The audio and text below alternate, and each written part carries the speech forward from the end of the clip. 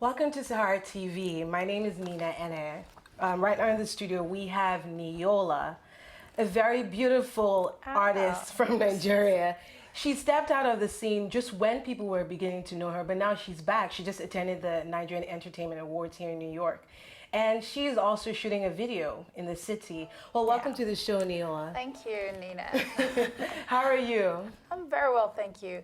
She said I'm beautiful. Thank you. You're very beautiful yourself. Thank you. And I was just commenting her hair, like. Yeah, naturalista, you know. Very beautiful. And African.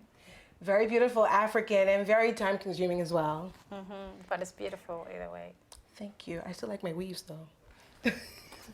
I know, but it's a lot of work. I know. It's a lot of work. Well, you know, just tell us a bit about yourself, like your family background. Okay. I come from a very large family. I have both my parents and I have, don't be scared, wait for it. I have 10 siblings. What? I know. I told you. I was trying not to say what. I warned you. I said. From the same mother and father? Well, no. Okay. I come from a polygamous home. I have a lot of sisters and I have a lot of brothers. Wow. So, yeah, I come from a large family that is very, very, very, very art inclined. My father used to play the accordion and sing to me when I was younger. I still remember it. And he used to sing. He has an amazing voice as well. Yeah, I pretty much grew up in Nigeria, partly Lagos, partly Ibadan, partly Abeokuta, and all around. All around. I was not in the east or anything. So yeah, yeah, pretty much. I started singing. I found out that I could sing at the age of 9. There was this concert in my church. I actually have never been in a choir. And there was this concert in my church and my dad said, okay, I want you to sing. And I'm like, no. And he said, go ahead. And I sang. He taught me what song to sing. I did Marilyn Baker's God Wants to Give You.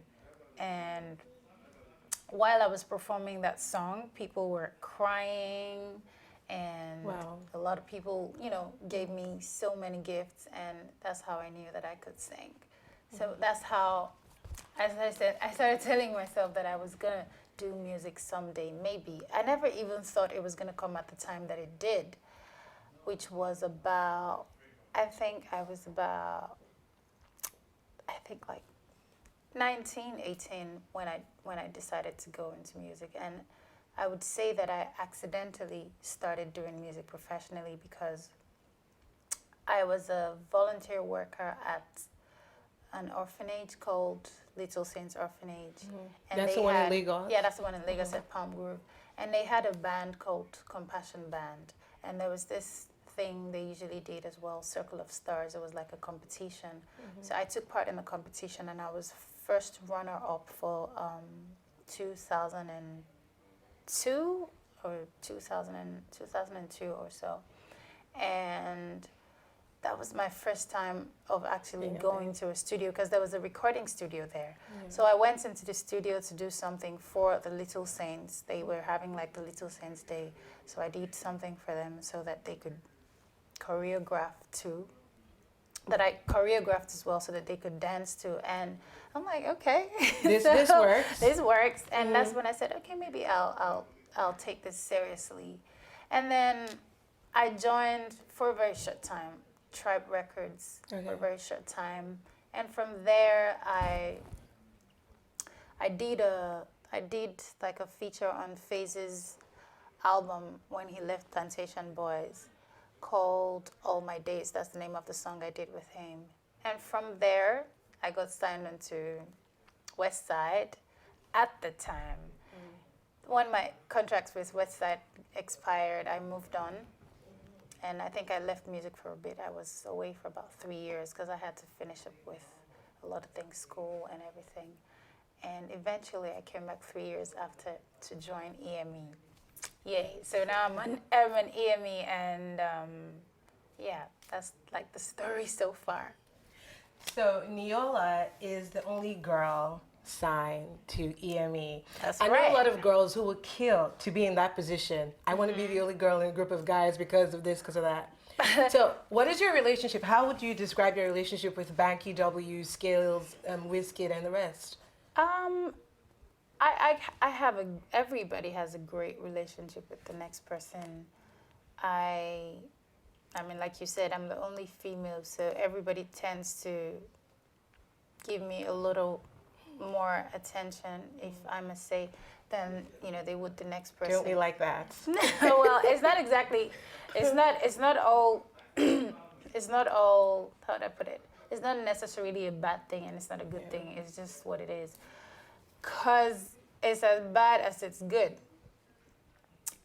They stress you as much as they look out for you, and just like how your brothers would do. Yeah. So they're all like my brothers. They look out for me, and then it's all good. I take the good and I take the bad. I guess that's what makes family. So it's okay. But apart from just being the only girl in EME, what else makes you the first lady of EME? What makes me the first lady of EME is the fact that I set a standard or a trend with the kind of music that I make.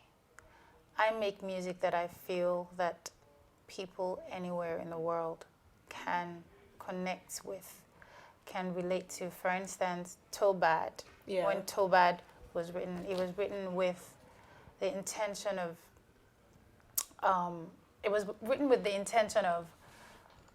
of reaching the average woman.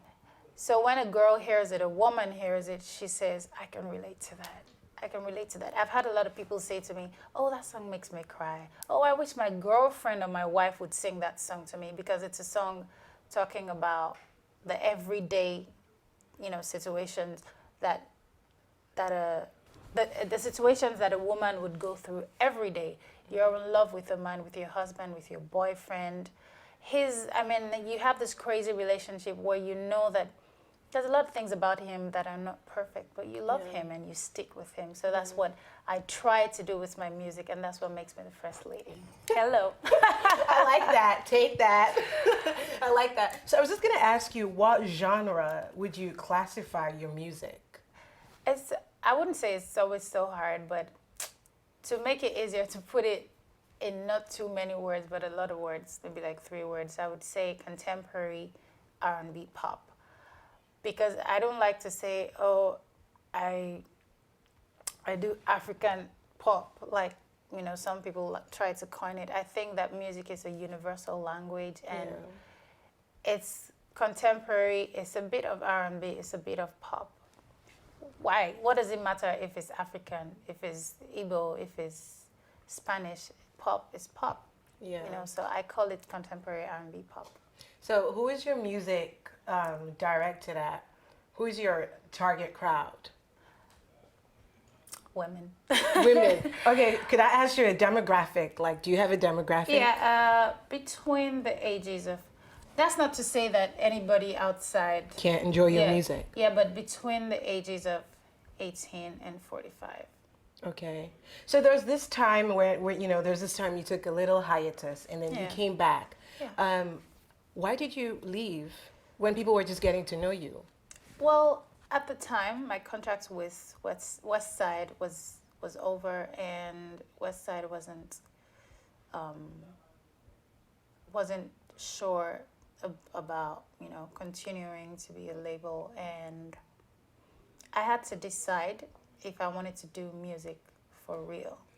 And I felt that I needed to take that break to make my decisions, because it was not and it's still not about just being famous or just singing. Yeah. I tried my hands at different things. I did 2 9-to-5 jobs. I even had a band that I used to sing with. I used to do annual general meetings, birthdays, but it wasn't quite fulfilling. The reason I'm doing music is because I wouldn't have it any other way. Nothing else would give me peace. And I had to be sure of what I was doing before I came back. That's why I took that break, that long break. So I'm just going to take what you just said now. You said nothing else will give you peace. Yeah. So if you weren't a singer, if you weren't an artist, what else would you be? I always think about this. I would still do something entertainment related because there's so many things that I love to do. I love dancing. I love to make people look beautiful. I love to make hair. In fact, I think I'm going to do something about that because everybody tells me you should do something about it. So I probably would be maybe a journalist or I don't know, something within entertainment still, probably like what you're doing right now. You guys just heard she wants to take my job. No, I couldn't. I brought her on the show. She wants to take my job. I just said that I wouldn't have it any other way. I have to be careful. No. I wish I could take her job too, dare. but I can't sing. So let's leave that story for another day. Okay. It's okay. Well, we love what you do. Thank you. So I know I love what you do. How has the reception of the Nigerian music industry been to you? Have they been receptive? Has it been difficult? There are people who naturally would say negative things about you, which is expected. But I think overall that the reception has been amazing. It's been amazing, and I want to say thank you to everybody out there who has supported me in one way or the other with a tweet or just by listening to my music or saying something positive to me or introducing my music to the next person. It's been amazing. The reception has been wonderful, and I'm grateful. Really? So how has the reception been? How have people taken your music? First of all, they saw Nyiola, first lady of EME. Everyone was liking the hype. And then you came out with your own, singles, your debut single, Don't Go There, Too Bad, Crazy. Yeah. So what's the hype been? It's also been, it's been, how do I put it? Okay, when I first did Don't Delay Me, a lot of people thought, okay. Because, some people don't even know that I was doing music before EME. Yeah. So they were like, Don't Delay Me. Oh, nice. Oh, she can dance. Oh, she's pretty. I'm like, okay. And then when I did Crazy and Too Bad, people were like, oh, she can actually sing. And then they saw another side to me. So I think it's been pretty, it's like, how do I put it? I like the fact that they're watching me unwrap myself gradually. And I'm not done. I've only just started. I'm still opening up gradually. And I think it's been pretty receptive.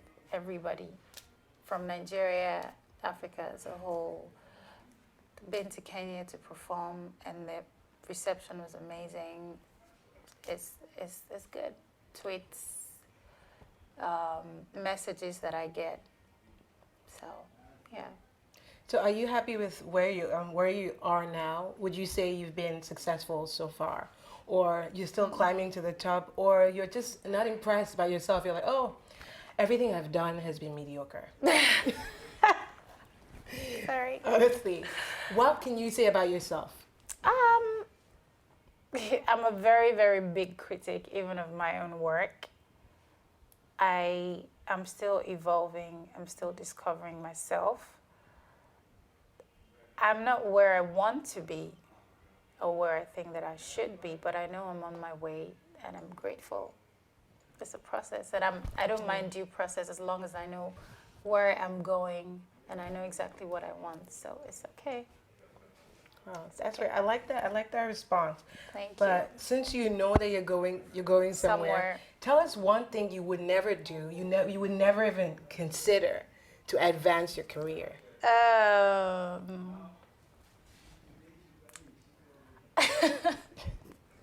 You have to laugh about it before you say it. I'm scared. I'm thinking, I would never I wouldn't pose nude to advance my career because I don't feel that I have to pose nude to it. Unless I feel like that's what I want to do.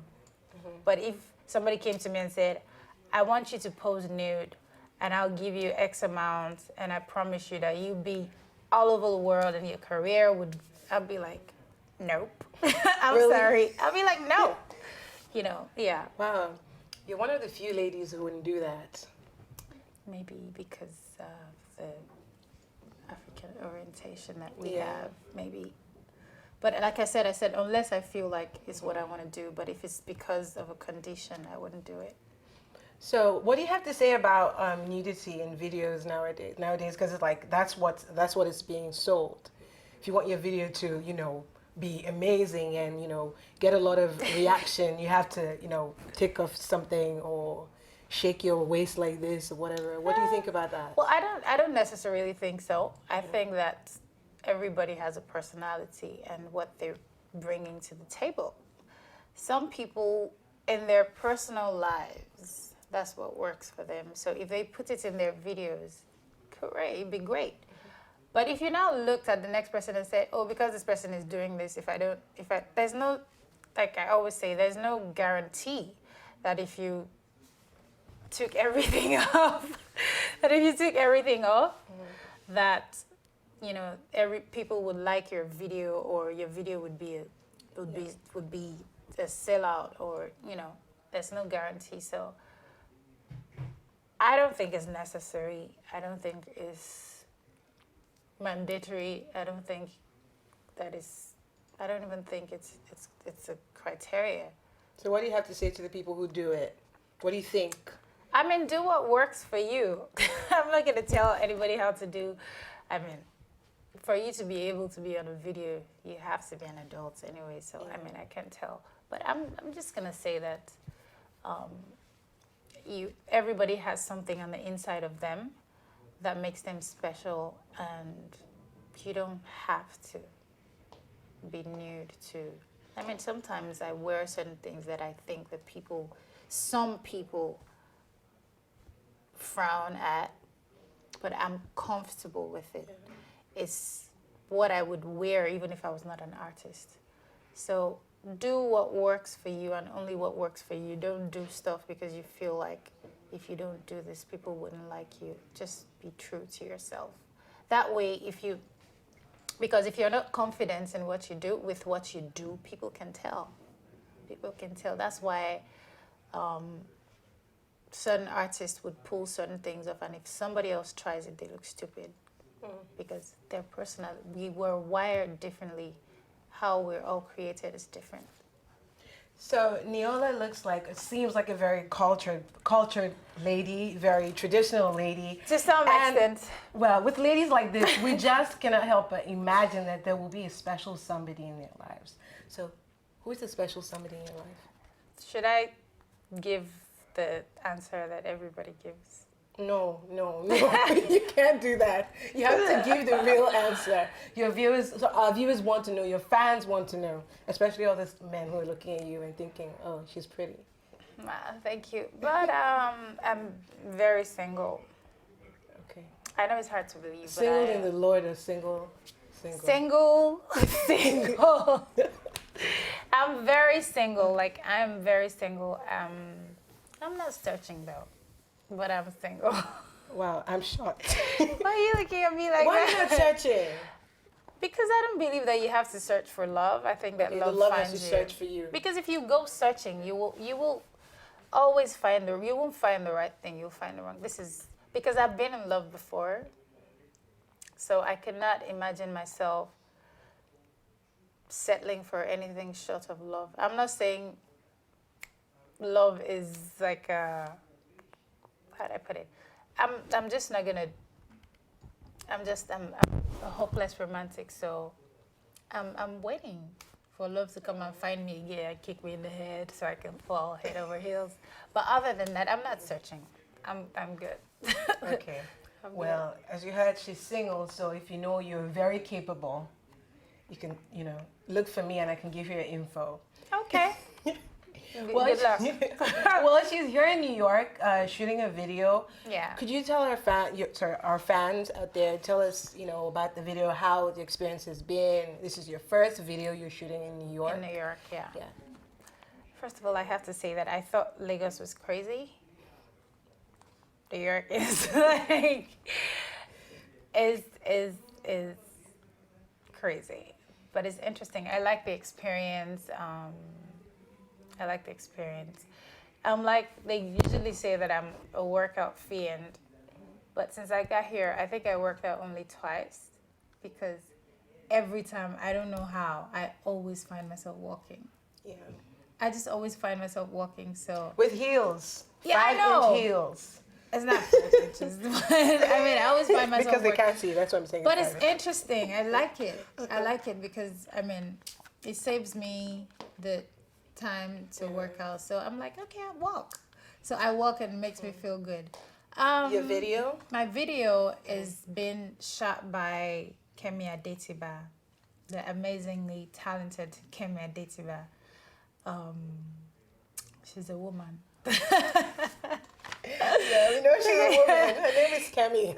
Some people don't know. You'll be shocked. Well, it's true. So we're shooting the video about a week and a half, and I'm really excited. It's the video for Tobad. For those of you who know Tobad, I'm super excited, and I don't want to tell you everything, so you'll be pretty amazed when you see the video. So what should we be expecting? Be expecting a great love story.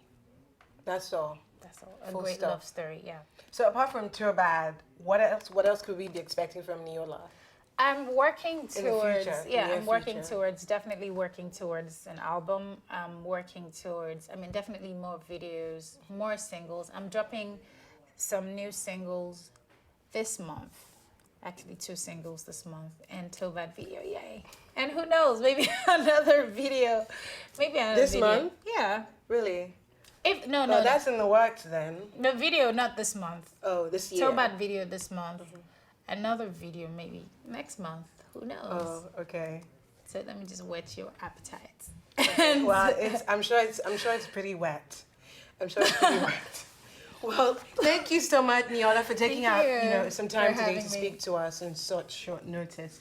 Well, thank you guys for watching Sahara TV. Remember, you can follow the conversation and hashtag on Twitter with hashtag SaharaTV and on Facebook and on Sahara TV as well. Thank you. We'll be back next week, Saturday, same time. Have a lovely, lovely evening. Thank you. Bye.